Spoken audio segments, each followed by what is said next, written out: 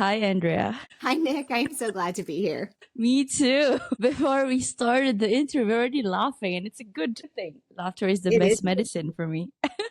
Yes, you bet. Yes. Good morning to you. Thank you. First off, I would like to say thank you very much for saying yes to be interviewed today. And I know this was a postponed interview, but thanks to technology, we're here now and we're going to be talking about a lot of things, especially the part where you grew up in South Korea before. So, Asian here, I can relate because in high school, I grew up with K pop as well. So, Yeah.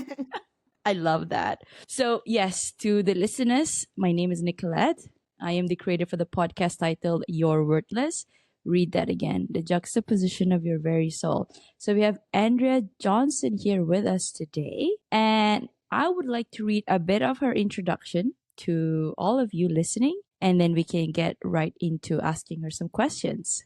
So, hey everyone, we have Andrea Johnson here with us. So, Andrea works with leaders who feel stifled and have grown unsatisfied with their current level of influence. She facilitates improved communication in a corporate culture by working within teams. Her passion is equipping female leaders to define a new culture by trusting their own ability to think critically, create imaginatively, and lead effectively. Andrea was raised on the mission field of Seoul, South Korea, and as a third culture kid, she's familiar with navigating cultural diversity to find her own place of belonging. A family history of obesity showed up early, along with bulimia and depression. Her determination to become healthy, however, led to gastric bypass surgery and is a testament to her persevering spirit. She experienced early menopause at 39 and became an adoptive mother to private adoption at 42. Her personal journey of deconstructing her own assumptions, beliefs, and conditioning produced her signature tool, intentional optimism. It provides the framework for how we do what we do.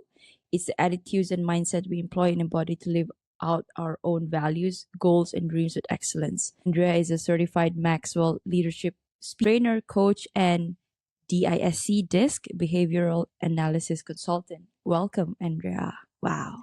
I was like, you have a long bio. Yeah. All the dirty details. Yes. Of course, I would love our listeners to have a sneak peek about who our listener today, who's our guest today. So, can you share with us, Andrea, what was it like growing up as yourself? There was a lot of conflict, not in my family, but inside me. There was a lot. And because I was a very strong-willed kid, as you know, you said I'm a DISC consultant. That's a behavioral analysis communication. It kind of tells us how we're wired. And when I take the assessment, it comes out as the leader. And so I was, a woman in a very patriarchal Asian society, in a patriarchal evangelical Christian society. And none of this was meant bad. It just was, strong women are not really really like lifted up there. And so there was a lot of conflict for me. I didn't quite know how to be myself. I didn't know how to embrace who I was. And so while I look back on it and I think, gosh, I could never, ever trade the education of growing up in another culture. Right. There are things I wish I had known better and wish I'd done better. My parents did what they could with what they had, because they only had what they had and what they were raised with. But for me, it was a lot of conflict, and that's what came out in my eating, in bulimia and depression. So in that way, it was kind of hard. But in other ways, it was charmed. I mean, like charmed. We were Americans in a society that liked Americans and saw Americans as liberators. And by the time I was graduating from high school, though, they were about ready to kick us out. And I totally get it. And so a lot of stuff has changed since I was there, but it also it was really nice being in that Eastern culture that reveres wise people and reveres older generations and understands how generations work and thinks in story rather than in bullet points and progress. Eastern mindset is just very different from a Western mindset. And I've learned a lot about that now as I'm older that I didn't quite understand then. It just seemed like part of the fabric. Yeah. And we had lovely friends, and the Korean people are just gracious as can be and so hospitable. Yet we had people who had been there for 50, 100 years, long before the Korean War, long before World War I, long before the Japanese occupation. So like their family lines had been there. And so we actually had a huge community of expatriates that we were able to hang out with. And so I went to an international school. I didn't go to Korean school, but made things different. So I had like the best of American life. And we even had a beach And cabin down in Busan. And so we would go there all summer. I was a lifeguard. So it was a little bit like having the rich lifestyle in the United States. And we were poor. We were dirt poor. And we didn't know we were poor, because when you travel overseas back and forth, and automatically you think that, oh, wow. yeah, I mean, because we had no idea. I didn't know we were poor. I grew up wearing Nikes because they were made there. I grew up wearing, and we got them cheap, wearing silk dresses because, in Asia, silk is cheaper than cotton. And, Yes. coming back to Texas or coming back to Virginia it was a real rude awakening. So I look back now and I see this real duality of the conflict inside myself and the charmed life that I seem to have been living. Love that.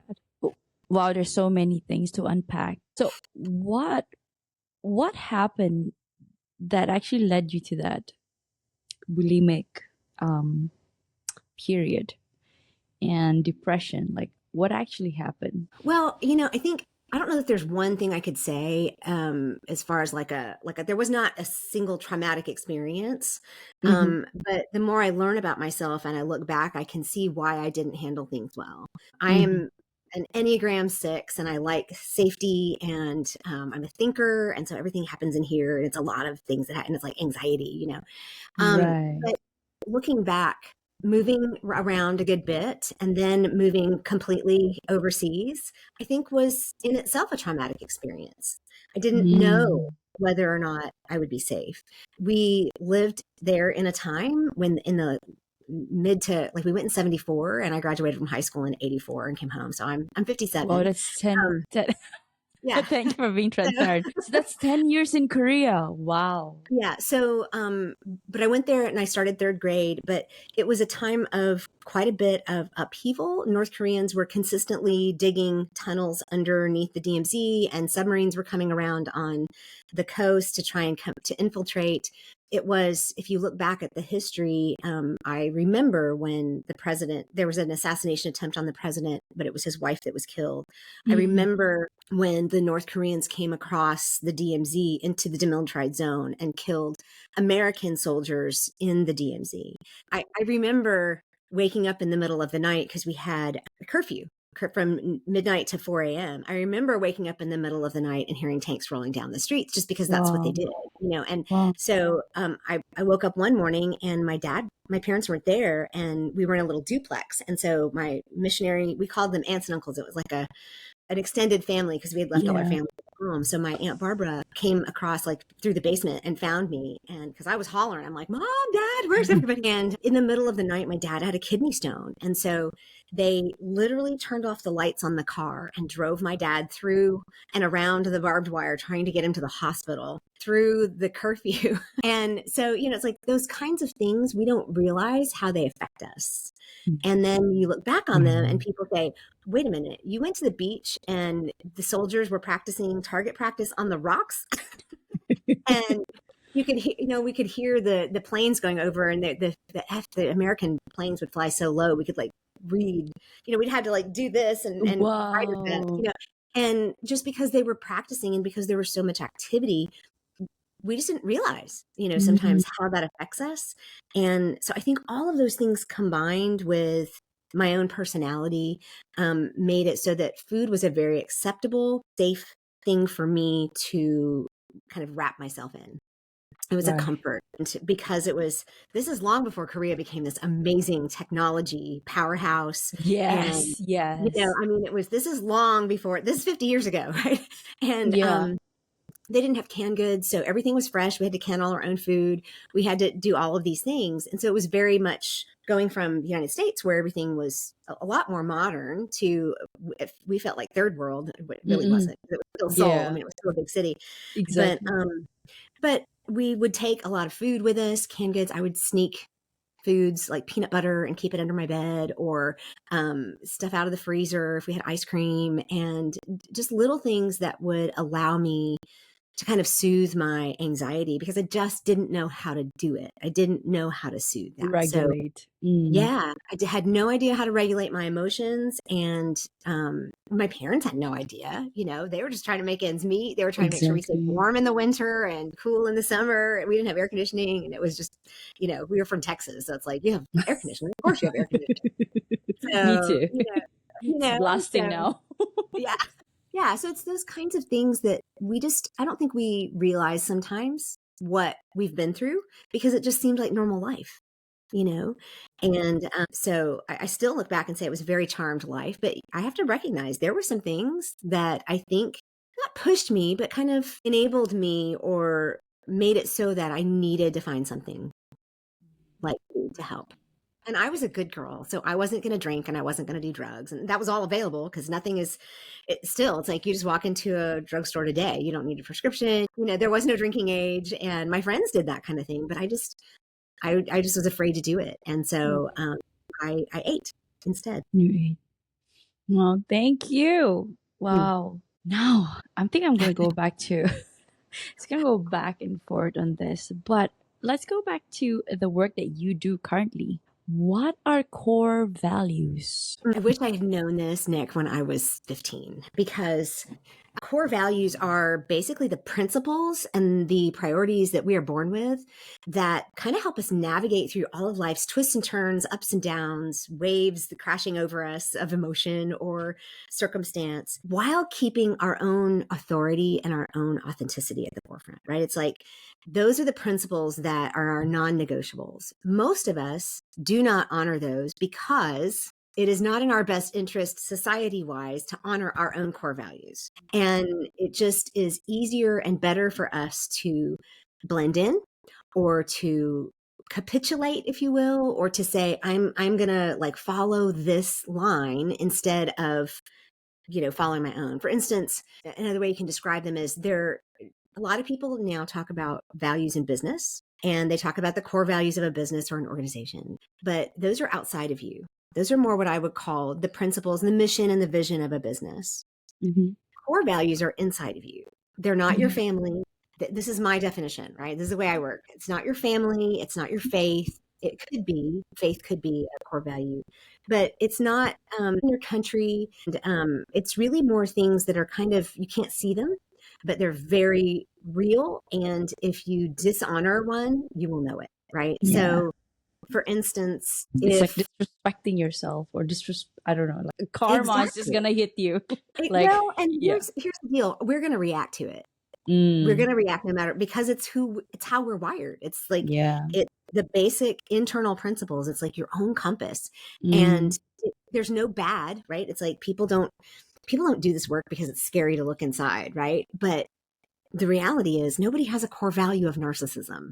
Nobody has a core value of unkindness. They have a core value of kindness. So a couple of other principles that I like to share about core values is, number one, they are internal, but you can tell when you've hit one, because every decision we've ever made has been affected by a core value. Every time we've been angry, every time we have been joyous, every time we've accomplished something, every time we've been uncomfortable, somehow a core value is being touched. That's how important I think yes. it is. Yes. And That's we don't right. realize it. And if we just get angry and we like talk about the topic rather than the actual core value, then it's a problem. And so that's one principle. The other principle is that they're reciprocal. I don't just want freedom for me. I want freedom for you. I don't just want respect for me. I want respect for you, right? It's like I receive it and I give it. Like I want it to be both ways. Mm-hmm. And so a lot of times people will say, well, I just need respect. It's like, well, that's fine, but you need to give it as well, or else it's not a core value. It might Exactly. be something that you want, and we have principles that we live by. But beyond that, these are the things that give you the most joy and bring you the most pain if they're like dishonored. So Mm-hmm. that's kind of the basics of core values. I love walking with people through theirs. I love kind of helping them figure it out and watching the light bulbs go on. It takes a while to figure them out. It's not an overnight. You can't just like go, oh, my core values are this. Mm-hmm. Very few people can say that. Mm-hmm. 100% of my clients that start out with me think they know their core values, and 100% of them were wrong. Not even 1% is correct. No, so far, it may be that they might have one that's they have a good idea that it's real. But most of the time they don't, because it's usually a surface level thing or it's outside them. And as we dig deeper, we figure it out. For instance, for me, I started this work in 1995. These are my governing values from, have you heard of Steve Covey, the Franklin Covey system? He's like the Yes, 7 habits of, okay. the Covey. So Yeah. back in 1995, I had my Franklin planner system with like the big binder with the six rings. And Yeah. part of doing a book for that, because this is when I was in grad school, when I met my husband, was figuring out my governing values. And I still have this. It's laminated with packing tape because I wanted to make sure I never lost it. And the top one is freedom. What I have learned over the years is that it felt like I didn't want anybody to control me. That's what I thought. That's what I thought it was. Oh, But the more okay. It's the more I not? learn about myself, Nick, it's like an autonomy of thought. It's a freedom of thought. I can be an employee. I can be a good employee. I can follow all the rules. Most of the time I drive within the speed limit. I can do those kinds of things, but I don't love them as long as you don't tell me how to think. When you start telling me, this is what you need to believe, this is how you need to think, you have to fall in line inside my head, no, but then we're going to have a real problem. And a really simple example of that is my husband used to say things like, wouldn't you agree? And then he would finish a sentence. I couldn't figure out. And my mother would do that. She'd say, don't you think this is really pretty? And I'm like, you're putting me in an impossible position. What if I don't like it? What if I don't agree that that's pretty? Yes. And so then it's like, because my second is authenticity. So how can I be honest and be authentic and think for myself? I can't do that. Right. So whether or not I think this is pretty is irrelevant to the conversation. And it wasn't until I figured out and went deeper and looked at myself and said, oh, it's this freedom of thought. It's autonomy of thought. Then I realized, I told my husband, I said, I think we need to try this differently. And so we came up with. You had that conversation, right? Oh, absolutely. How did it go? Let me tell you, this month is our 29th anniversary. Wow. Yeah. So we've been Congratulations. Yeah. So that's 3 decades, almost. No. So it's important for us to make sure that we communicate well and we love each other. And this is the thing, is when you start telling people who love you what your core values are, they want to celebrate that with you. It's like, if they don't love you, then they're going to be like, whatever. Or no, I don't want to do that. But if they love you, then they want to meet you where you are. They want you to be happy. Right. And so we got to do this different. So what we came up with is, now he says, what do you think about this? I love that. Right? What do you think about this? Yeah. So that's a leeway for you to say yes, no. And then it gives me the freedom to say, I don't think I agree with that. Or, oh, I am totally on board. Or let's talk that out. And half the time, we'll talk it out. I may not have thought about it before, and I think out loud with him, and then it's done. And some of that is personality, but some of that is just my core value. Yeah. And so, people a lot of times, Nick, will tell me that, oh, my top core value is family. No, it's not. It's a thing I value. It's a principle I value. It is my core values get played out in my family. For instance, my top one is autonomy of thought, right? So my family understands that mama's going to think about it. It's just me and my husband and my son. But they understand that mama's got her own mind, and that's okay. And that's acceptable in this little group, right? My sister is there. My dad is not quite there. My sister gets it, but it plays out in my family there. My second one is authenticity. And we've talked already about me just being myself. I have opinions. I'm still not comfortable sharing them, right? I mean, I was told when I was young, not everybody wants to hear your opinion. Well, now people pay me to hear my opinion, Yeah. So it's like, evidently people do want to hear my opinion. It just, you didn't want to hear my opinion, or it was being told at an inopportune time, or maybe I was just being too, we do need to learn how to regulate certain things, right? But so that second one is authenticity. So I want to be myself, and I want to let other people be themselves. Yes. And so therefore my son, who's adopted, we're just kind of watching him and enjoying this blossoming of this person, because he's not genetically connected. So we have no idea what he's going to turn out like, right? So it's just, we get to watch that. I get to play that out in my family. Like, this is who he is. You can't ask him to be somebody different. My husband and I love American football. We love American baseball. Hate any kind of sporting event. And it's like, you mean we can't go tailgating? We can't go to parties? We can't go to baseball games? He's like, this is boring. What does And he like that? he loves video games and Lego, building things. Oh, He's hands all on. engineer. Yeah, he's very Right. hands-on. And so we tried putting him in sports and it just didn't work because he also has ADHD. So we thought, well, this will be good for him, to be in a sport to like get some of the energy out. No, he would much rather like figure something out and build, like he has all the Lego speed car, things like the McLarens and the Lamborghinis and stuff. And he'll take them apart and build his own Good. supercar with them. And Uh, so I want to make sure that he feels that he can be authentic as well. But my third is belonging. And mm. that word is in my bio. It's like I had to learn to find belonging because I kept looking for it outside myself. And then I had to realize Yes. it's here. It's here. And so I'm a Christian. So it's in my relationship to God. It is in my relationship with my family. I belong here in my family. My extended family has made it very clear, as weird as you are or different as you are from us, you still They belong. accept you, yeah. And my friends tell me that I belong, but I want to make sure that every conversation I have, you feel like you belong here, no matter what, right? I don't want to ever do anything that would make anybody that I'm talking to feel like they didn't have a They're place. less than, yeah. Yeah. And so that's how, like in my family, that's how my core values show up. That's how my core values show up in the way I talk to people. And I have clients who, like one of them, she's like, I think my top core value, and she went through round and round on this. She said, it's dependability. And I'm like, seriously? What's dependability? What's that? Like, and so here's the other thing is we get to define them ourselves, right? Because Mm, when you walk through the process, it's a little bit of a brain dump. You like put all mm, this stuff down and then you narrow it down and then you kind of figure out what your definition would be. And my definition of freedom is different from yours mm. because of the things that I want to be free from, which is like, don't tell me how to think.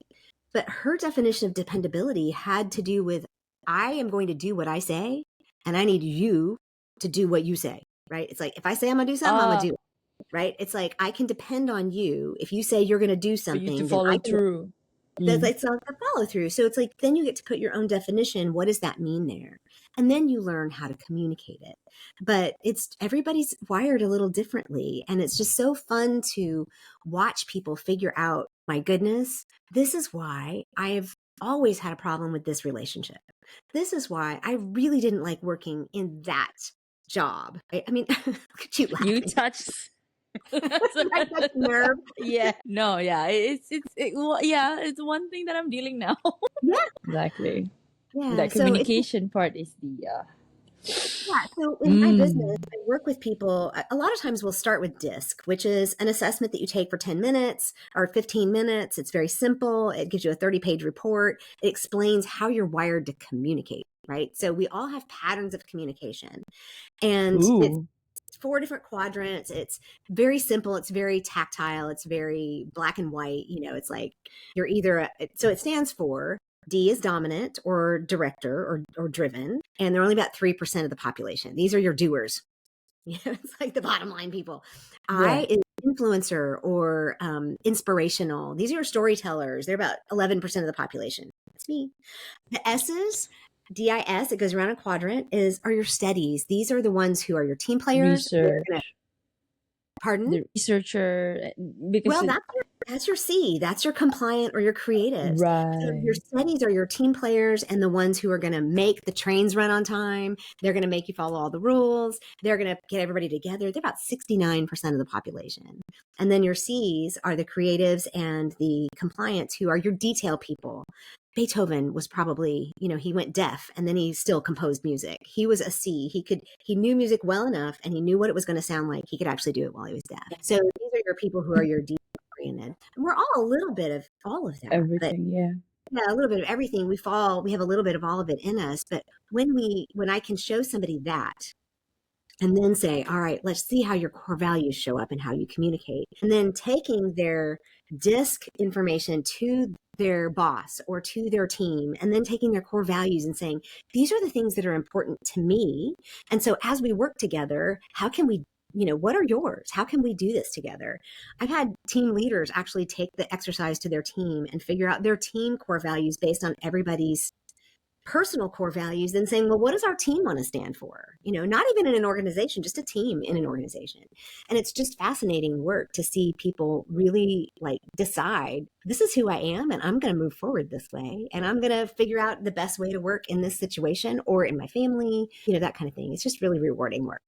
So how do they summarize from the individual disc result to having come up with the overall disc result for the team? This is just me thinking out loud. So do you mean core values or DISC? Sorry, disc. Okay. So with DISC, I actually have the ability to run a report that shows, like, if the whole team takes the DISC assessment individually, then it then I calculates can which run a one's the report. So it's highest. all very Right. Okay. scientific, right?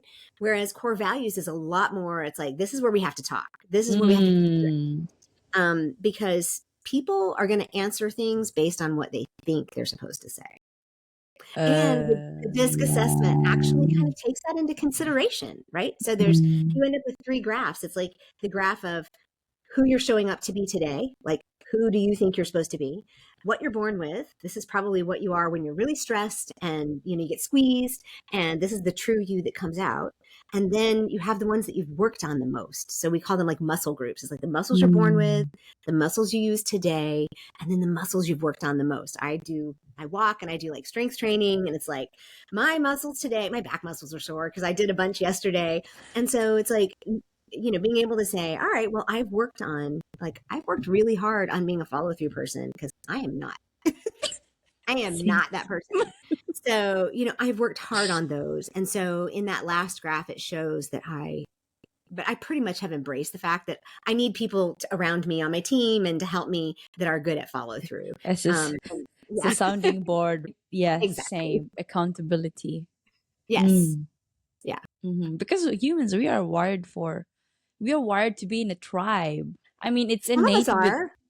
So really, do you disagree that a certain percentage of the population is okay with being by themselves or Well, alone? okay, let me not say by themselves, because I don't want to be by myself. But Of some of us course. are wired in such a way that we don't go along with the tribe, right? So some of us are more like change makers and leaders. I mean, literally my disc type is the leader. And I know I have 0. It's like my S is so low. It's like the steady, the like team player. It's like, so I just joke with people. I'm like, I'm a definition of a non-team player. And that's hard when you're in a society that values that. That's hard when you're in a society that doesn't value women in leadership positions, that even though they say they do, even though they want to promote women, it's still a dog-eat-dog world. It's like a cat fight every day. And it's just, so I was like, I don't need that anymore, and I'm going to go do my own thing. But I do think, because I also have looked, and I'm not skilled in this. I have a coach who does human design. And so one of the things I learned about my human design is that I do not have tribal community. I am not. So you're the example. It just confirmed it all. I'm like, well, there's my disc and there's my core values. Don't tell me how to think, right? And I worked for almost 25 years in higher education for some amazing universities, schools of medicine, and managed people and did operations and administration. These schools have amazing work, and they have really good things that they stand for. But I'm an out of the box thinker. I'm a person who's like, how can we do this different? And they're like, how can we keep the status quo? Yes. How can we not rock the boat? How can we not rock the boat? Yeah. And, we can be angry at that, or we can recognize that it's a really big institution, and therefore they are going to change much more slowly, And so I had to realize that my personality and my core values helped me see I'm going to do better as a consultant, as a teacher, as a trainer, as a coach. But it took me a long time. I didn't leave my job until 2.5 years ago. So yeah. So, because there's just all of that stuff that we have to deal with, whether or not, we're worthy of even doing that on our own, whether or not I can actually support myself. And, that's this kind of work is like this. It's not a steady income. Oh, There's no, no, no no. If guaranteed it's for nine to income. five, it's like that. And increment is like that. Okay, then and then increment and that. Yeah, and it's like you get a contract and you're up here, and then that's over, and you're like, oh, blah. Yeah. And then it's like another contract, and then you have a little bit coming in here and there, and so fortunately, this is where my husband and my son let me be authentic. It's like, Wow. I know financially we're not where we want to be because of my choices, but I am so much happier, and I am grateful for the opportunity to be myself, to get to even have conversations like this. What a blessing, right? Because how many people don't not just have, it's not that they don't just have the opportunity, it's they don't have the courage. They haven't reached a place where they've given themselves permission, So I don't ever want to. I have a journal that I keep. It's the Hebrew word for blessings is chesed, and it's just like God's favor. It's like this lovely blessing. So it's nothing that I've earned. It's just this. So I keep a journal and say, this was a good blessing today, and it helps me remember that I am safe, that I don't need to rely on food for my comfort, that it is okay for me to be who I am. It is okay for me to love my family the way I love my family, to show up for my clients or for interviews as me. And so that's, yeah. I love that. I love that. Oh my God, you're glowing. When I saw your LinkedIn profile, yeah, you're just like, wow, she looks stunning. Oh, thank you. Yes, and I can resonate with the transitioning from 9 to 5 because I'm doing that right now as we Yeah. speak. Yay for you. Be encouraged. Yeah. Oh, so there's this term that the instructor says to me, Marissa Pierre. She says, change all the nervousness or the scary to excitement Mhm. to eagerness. So I'm like, as much as I want to say that S word, but I'm going to say the E word. I'm excited. although I know it is gonna be and then Yeah, there's gonna be people who's gonna say like, Nick, are you sure what you're thank you. doing? Yeah. Oh, my sweet mother-in-law, who has watched me support, my husband's a pastor, so he's a small church pastor. So she's watched me support him through years and years. She looked at me and she said, why would you quit your job Yeah. in the middle of a pandemic? And I'm like, I just have to, Yeah, And exactly. so I you love that word. You just have to because just have to. you're listening to yourself. Finally, I'm Yeah. gonna listen to me. Yeah. And I had a coach who coined the term terrified. So it's like terrified, excited, like mashed together. So she calls it terrified. And I said, that's a perfect word because did you hear what I'm saying? Do you understand the No, word? no, no, no, because Okay. it broke out just Oh, now. It okay. broke up. Yeah. Say it again. So it's terrified. So it's Terex. terrified and excited mashed up together. Eric's terrified. Okay. Terrified. And the Eric's other terrified. thing is, and this is what your instructor's probably sharing with you, your teacher's probably sharing with you, is that our nervous system doesn't know the difference between a fear that's Yes. good and bad. So getting to the top of a roller coaster fear is the same kind of fear we might have when we think somebody's coming in our house. And Yes. it's in our bodies, it's the same feeling, but our brain has associated a positive thing and excitement with getting to the top of a roller coaster and about to go down, if that's something that you like. If you don't, find another example. But our body and our minds have associated a really scary thing with someone potentially coming in our house, right? So Mhm. our bodies don't know the difference. So when you tell yourself, oh, this is excitement, Mhm. I'm going to use the adrenaline. Brendan Burchard talks about this. I'm going to use the adrenaline for excitement because my body's producing adrenaline. I might as well use it positively. Yes. Yeah, I might as well just direct Right? that to the one that I'm going to create, which is, you know, all the clients that I want. If start Mm-hmm. imagining the feeling, sitting in that feeling, clients coming up to me and say, okay, I want to work with you. Yeah, Mm, mm, mm. absolutely. Wow. I actually asked 2 questions today and we were Sorry, I'm a no, talker. I love no. I love that. It's because no, the questions are for guidance only, but I love this how we're flowing with this. So, what is intentional optimism, Andrea? So I, intentional I guess optimism. I guess Yeah, that go ahead. the thing that I just mentioned just now, like trying to picture or imagine getting that feeling, the emotion of what you're trying to create, that is somehow falls along the line of intentional optimism. I don't know. This is me thinking out loud. I My love first thinking out take loud. on that. I love thinking out loud. You know what it Oh does yeah. for us? My mother used to do that, but she used to say, "I'm just talking out loud." No, you're thinking out loud. Um, Your mom is it so was cute. Yeah, she was a lot of fun. We lost her in 2017, which Oh, is I'm really so kind of, sorry. well, thank you. We lost her to breast cancer. But it was, and she fought till the end. And she was my inspiration to make some changes, right? Not just in my body, but also in how I live my life. And so that's kind of where intentional optimism came from. She was like a bottle of champagne. You pop the cork and it's like, there's Judy, and she was very bubbly and sanguine. Wow. And I am a more realistic, anxious person. And I love how I say that, realistic and anxious. But you embody that. You're so vibrant. Like I can feel it from thousands Well, of miles across the world. I good. love it. I'm I love it, hopeful that Andrea. that's what comes across because I can do that, but I want to make sure it's real, right? I want to make sure it's not just a mask I'm putting on. So when I lost her, I decided, you know what? I'm 50. I have an 8-year-old adopted son and I'm my husband, and I need to figure out what I'm going to do with the rest of my life. And I need to make sure that I am really proud of it and that I'm not wasting anything. What do I want to stand for? And so I did another brain dump, similar to my core values, did another brain dump and said, what do I want to stand for? So these are more like principles. These are attitudes and mindsets.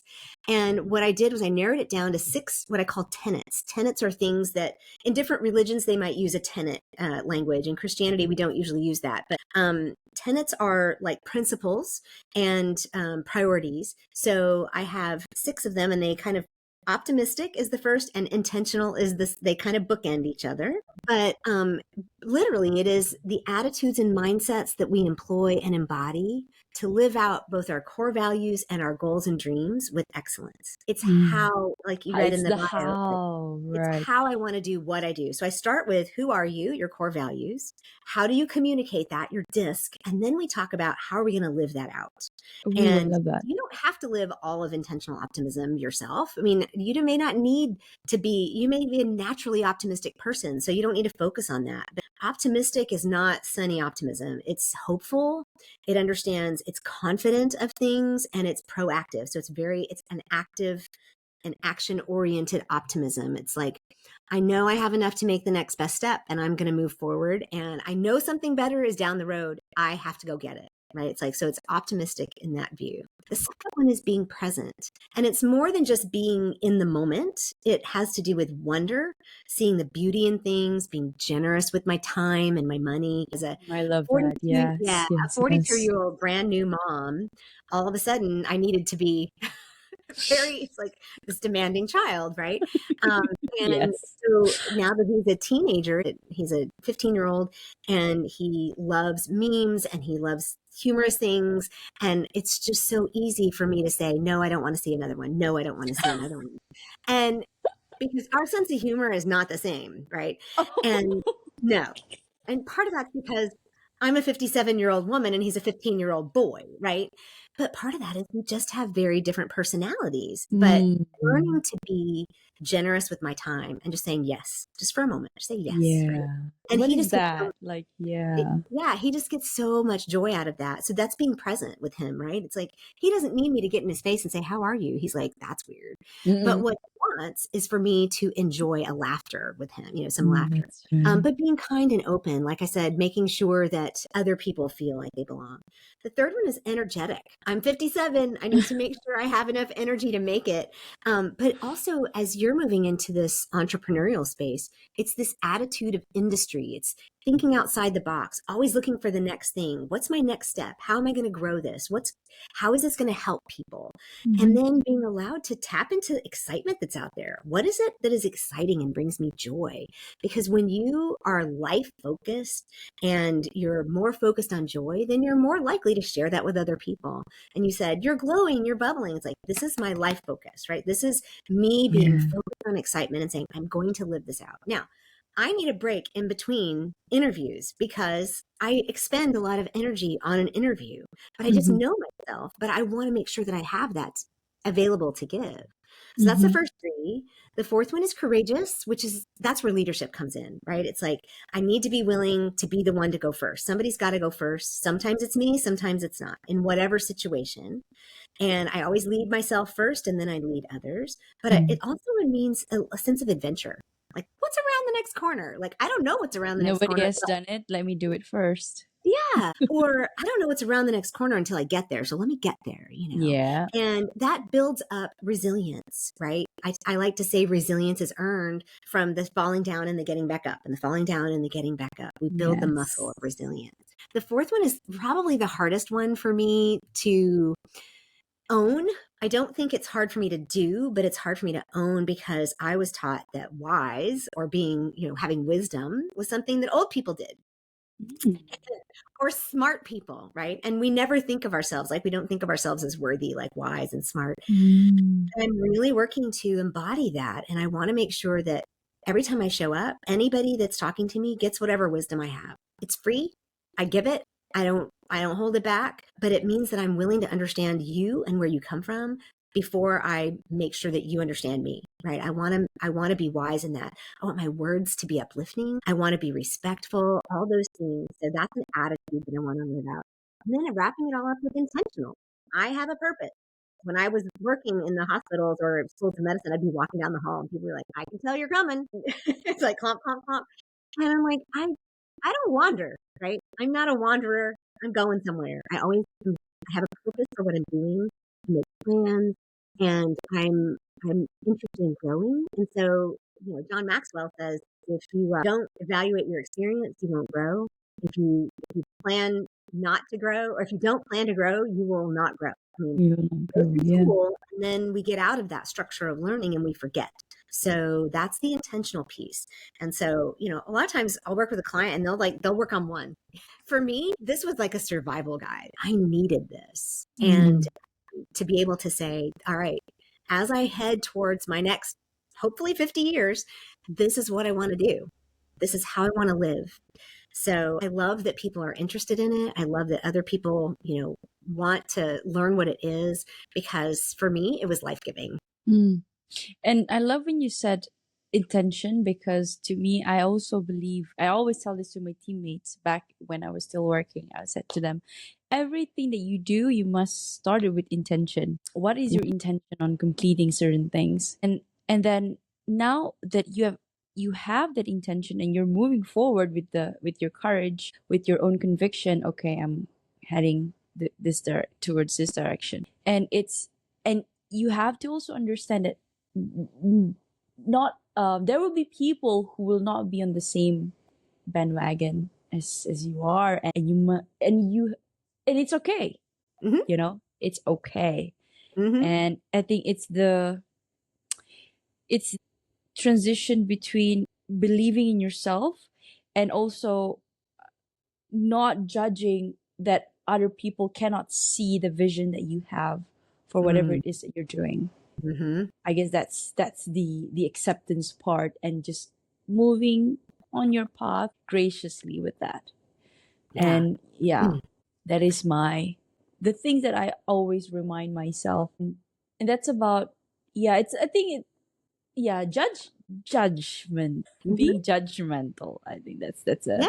that's a key thing that I have to keep myself, you know, check myself out so that I don't fall into that. Oh, okay, they don't see this, and Yeah. mhm. And, we have, I call them my ABCs. We have assumptions, beliefs, and conditioning. We assume certain things based on, and we have beliefs that we've chosen or we've been trained in, and they're always changeable, and we forget that. But then all the conditioning below the surface, like an iceberg, is stuff that we were kind of like the environment we were raised in, the people that we listen to, the people that are kind of in us. And we don't realize how all of that affects all of our own assumptions and our beliefs. And when we are conditioned to think things like, you know, I'm supposed to be able to have a vision and people are going to listen to it. And like, usually it's the opposite. It's like, nobody's going to listen to this, right? It's like, they're Mhm, never going to mhm. see this. And because we've been conditioned to think that we're not important, or we don't have something worthy of sharing, that We're we're not conditioned, worthy. yeah, we're not Yeah. enough, but Yeah. no, we are. Yep. Absolutely. Thank you. You're I welcome. love doing. I love doing what I do, talking to people. Yay, good. Wow. Okay. Mindful of the time. Andrea, what is deconstruction and is it necessary for me? To me, I'm a natural critical thinker, right? I said I am autonomy of thought. It's like if something comes in, I'm gonna like pick it apart and then say, how does it go And back then together? you're gonna have 2, 3 steps ahead of it, like, figured out what's the Yeah, it's outcome gonna very be like. natural. Yeah, it's very natural for Mhm. me. But there were a lot of that conditioning that I was raised with. Like I said, I'm a Christian. I'm a missionary kid. I was raised with certain things. There's conditioning and beliefs that many of them I still have. But a lot of times we grow up with things and we don't realize the things that we have just accepted, right? It's like a fish swimming in water doesn't know it's wet, right? I mean, it's just things that we've never examined, right? And Yeah. an unexamined life to me is a wasted life, right? An Mm. unexamined Yes. psyche or an unexamined Oof. belief system is wasted, right? If Mhm. you cannot tell me why you believe what you believe Oh. in a way that's not defensive, then you have work to do. And that could Mm-hmm. be in Mm-hmm. religion, that could be in Yes. justice, it could be Political. in Yeah. Yeah. politics or race, it Views. could be Yeah. economics, it could be Mm-hmm. anywhere. But if you can't tell me why you believe what you believe, you have work to do. I have so much work to do. But I tell you, Same. Yeah. it started in that religion area and realizing I had a lot of scaffolding built up and all these things built up. And the reality is I didn't need any of that. I just needed the basics. It's like, Yes. You just oh, needed that with that just one getting rid of all tenet, that. right? Like, yeah, the Well, foundation. yeah, Yeah. the foundation, what I would call maybe the Mm-hmm. closed hand stuff for me. I need my Bible. I need good fellowship. I need those kinds of things. I don't have to have, and my husband's a pastor, right? So it's like I haven't jettisoned any of this, but I don't have to have all of the things that American church says I have to have. I don't, because Jesus didn't say that. But that was a big piece for me. But once I started that, then I was like, but then there's the politics, and then there's the demographics, and then there's the race, and then there's the justice, and then there's the The matriarchy versus industry, and then there's patriarchy, and then there's industry, and it's easy to get overwhelmed. yes. But if you're willing to be intentional and to grow and to Yeah. examine and to be a And critical be thinker, kind while you're uncovering all of this. to me, kind to Yes. me. There were Yes. days I was on the floor weeping because of things I knew I had said, attitudes and statements I had made, or things that I had espoused. It's like I had said, I'd been in this like specific political genre. And so I had like said certain things from there. And I look at that and I think, "Oh, My how much gosh. damage did I do?" Right. I Uh-huh. mean, Uh-huh.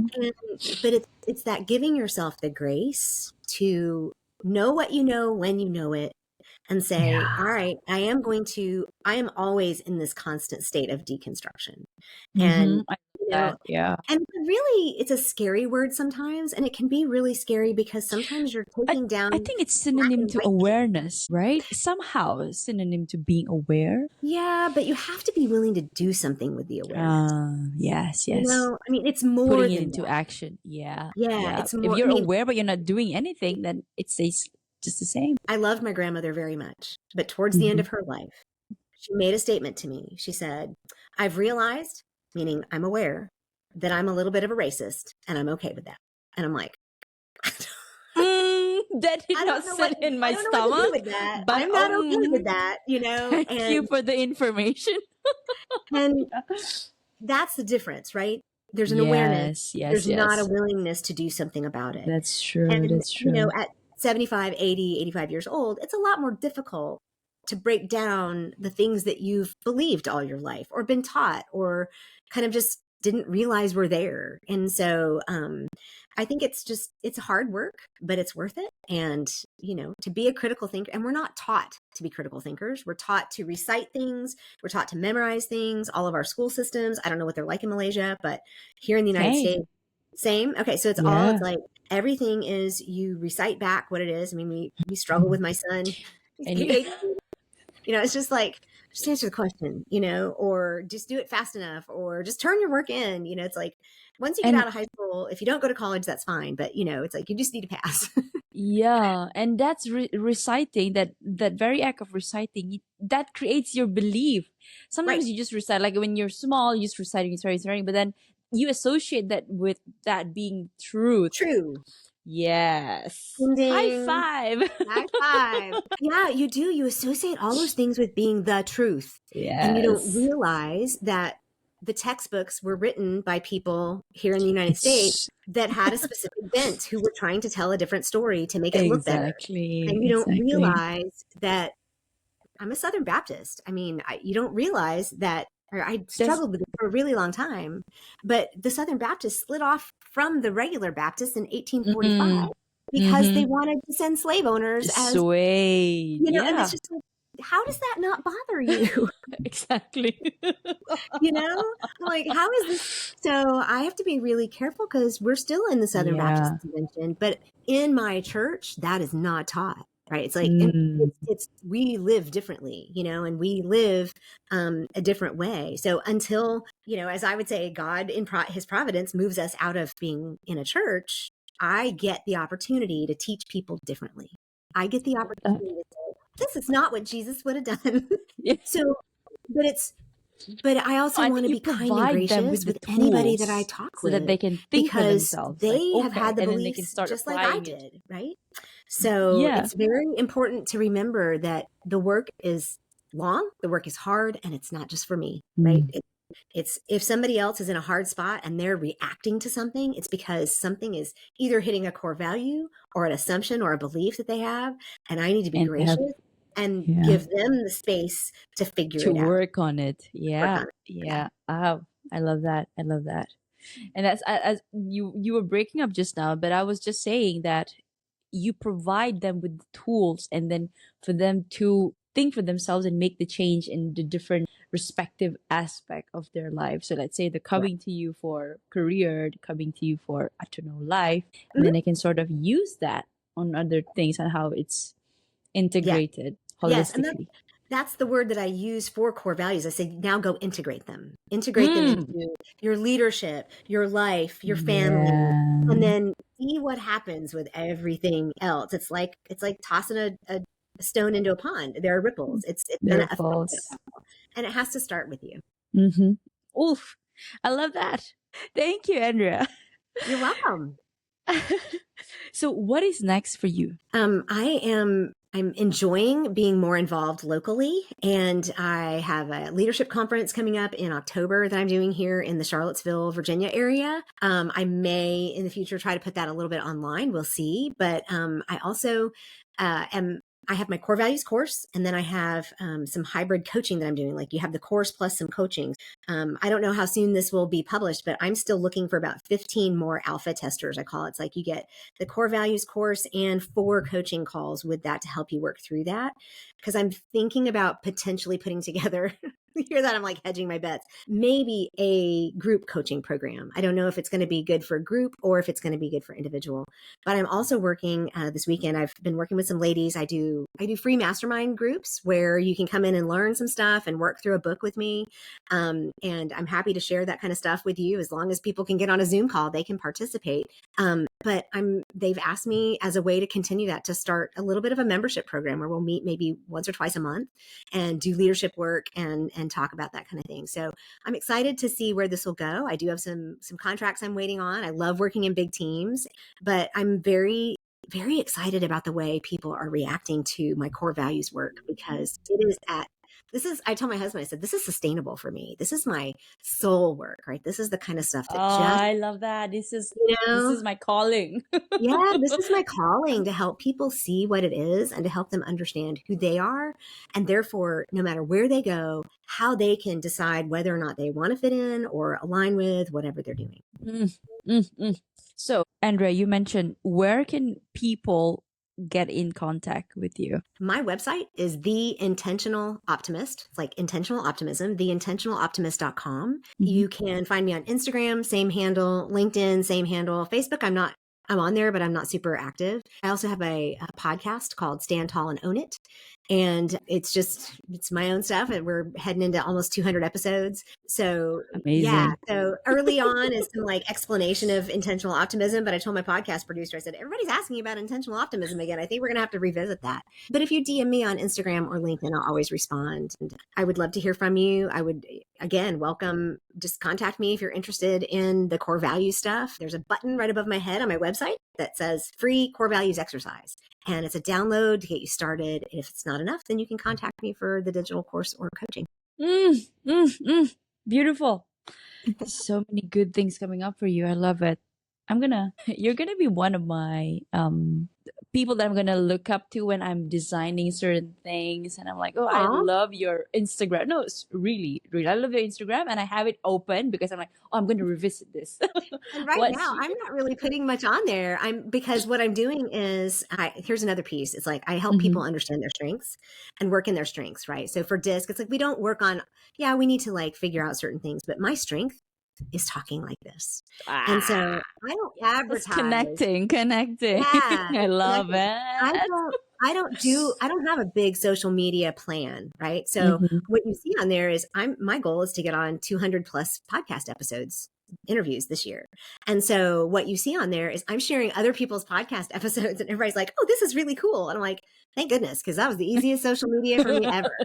But it's just figuring out what works for me, right? Yes, So exactly. I mean, when I can Oh, pay somebody to have a big social media like campaign and for them to uh-huh, do it and uh-huh, make uh-huh. it, go for it. Because Go I have ahead. tons, Yeah. tons of content. It's just I'm better at doing this. And so I love honor that. myself, right? Yes, yes. Andrea, what is your heart's greatest wish? That I could truly just, I think I do this for the rest of my life, right? That I could Mhm. help other people understand who they are at their core so that they could be fulfilled and that they could flourish. I just want to see humans flourish. And so, it's especially women, but all humans, I have a son, so I have to start not only focusing on women, but, because men need it too, everybody's Yes, damaged by yes. patriarchy, not just women. And That's so so true.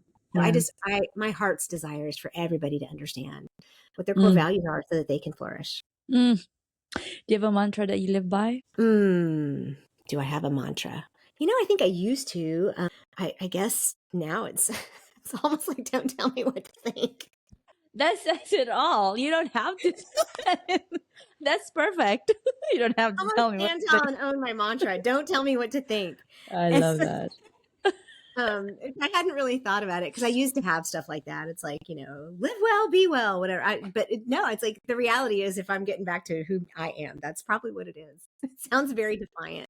No, no, I am rooting for you because my mantra would be yourself, Yep. authentic. That's my number one, Yeah. actually. Yeah. And you're worth it. Yeah. Yes, Yeah. yes, and we are enough. Yeah. Is there anything that keeps you up at night, or do you sleep well? I'm gonna be honest. Money keeps me up at night sometimes. It's like finances. That scares especially me now, especially now moving to entrepreneurial because I've been entrepreneurial doing this for two space. and a half years. And it's like I'm supposed to be making $1 million by now. But sometimes money does, and because we're human and we're normal, and so we're doing a lot of work on my money mindset and helping me understand what does abundance mean. It just so that helps me sleep better, knowing that abundance Mm. doesn't mean having $1 million. Abundance means having what I need today. Right? It's like Wow, I love that.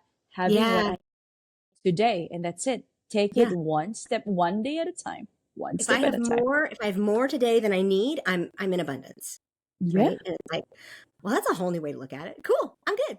So yeah, I'm getting that from my money Wow, coach. I So love yeah, that. yeah, Wow, yeah. Andrea, you unlocked something within me. Thank you. I'm gonna Well, use that. I'm just gonna give that to Megan Hale. She is a money mindset coach, and Right. her Instagram is amazing too, and she works with entrepreneurs as well. So yeah, it's I'm Megan gonna Hale. check her out. Okay. Megan Hale Co. Okay, I'll check it out. So, last question. I think you're going to say the same thing, but let me just read out the question for you. If you could create a quote right now for you to leave to the audience listening and the world as your legacy, what would it be? And now I'm going to change it different. I'm going to say, because this is really more, it's like, think for yourself. Mm. Think for yourself because you will live. Let me put it this way. Everybody in the world will be happy for you to live exactly as they tell you to, Ooh, right? ooh, ooh. But don't do it. Just Yes. don't do it. Psst. Think for yourself. And it may be that you still agree with all of that. It may be that you stay in that same organization or culture or job or demographic or whatever. But as long as you're willing to do it for yourself, Think for yourself. Doesn't mean we don't ask for help, but think for yourself, because your brain is way more powerful than you will ever give it credit for. And you have more discernment than you realize. You have more wisdom than you realize. You have more courage. All those tenets of intentional optimism. You have more than you realize. So think for yourself. Thank you. I think that wraps up our interview today. That was beautifully Excellent. said and beautifully wrapped. Wow, thank you so much, Andrea. You gave me something to think about before I go to bed tonight. Good. And I'm gonna wake up with that notion of intentional optimism. I'm gonna look Good. those up in your website. Thank you Yeah. so And much. I have a free download. If you just Google what is intentional optimism, it should come up. If not, Right. email me and I will send it to you. Okay. I will. Perfect. Well, Andrea, thank you again for your time. I wish you all the best in your endeavors and in your long filled, beautiful life ahead. Thank you. It's my pleasure. Thank you. You have a great day. You have a Let great us, evening. thank you. Let's stay in touch. Okay. Yes, absolutely. Okay.